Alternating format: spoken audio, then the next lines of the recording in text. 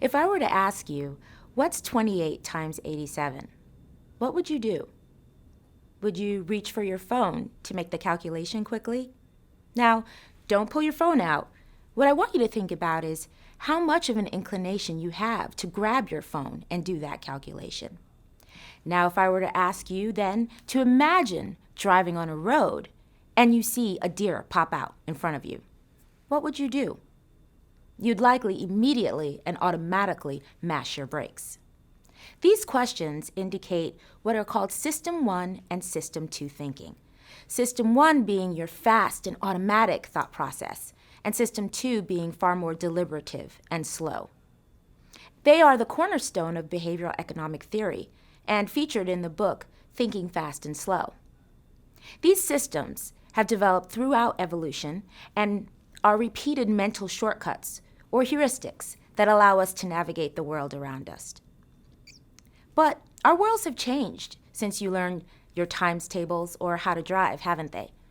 You follow directions via artificially intelligent apps like Waze.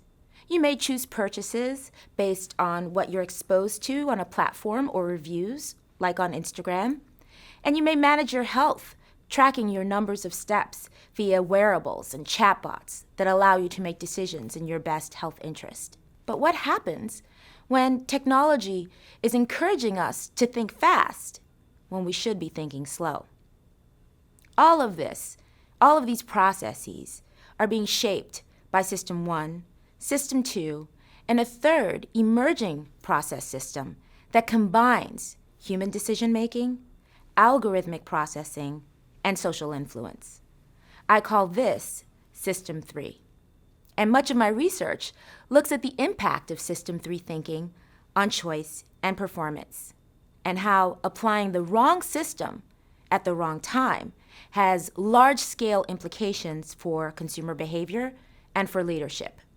If the average American now makes 35,000 choices per day, the advent of artificial intelligence has surely raised the need to reevaluate the way we believe that people make choices. When was the last time you made an important decision technology-free? Or even an unimportant one like where to eat tonight or planning a driving route? What keeps me up at night is finding the implications of what I like to call the outsourced mind, the phenomenon of joint human and machine processes for choice. Why should we care? Well, if privacy concerns and cybersecurity are at all of interest to you, you should be thinking about System 3 as people quickly react to stimulus online and decide whether or not to share their data and the implications for decisions down the line. If you're at all interested in consumer behavior and whether or not people decide to adopt your product, well, you should be thinking about System 3 because people's judgments about price, about trust in a brand, and about the choice of a product are affected by these processes. And even children's development is being affected by this hybrid human and artificially intelligent System 3. In fact, my own son, who's barely 2 years old, is able to nimbly navigate YouTube, dismiss or skip ads, and silence notifications while using my phone. He seems to be born with both System 1 and 2 and also System 3, whereas I, born up with System 1 and 2 and playing catch-up. So what can you do? As firms race to hire data scientists, I think it's important that we have data scientists and behavioral scientist buddy teams. That's important because a key way to combat cognitive bias is to make the unconscious conscious. And as data scientists are developing algorithms, behavioral scientists can take this into account. Secondly, it's imperative that we uncover algorithmic bias.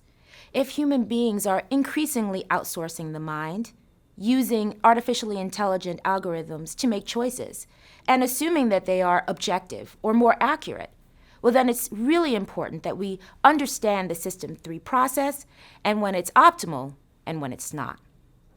And third, you'll want to mix it up. Seek disconfirming evidence. Practice making decisions using System 1, System 2, in order to better understand and develop your mastery of System 3.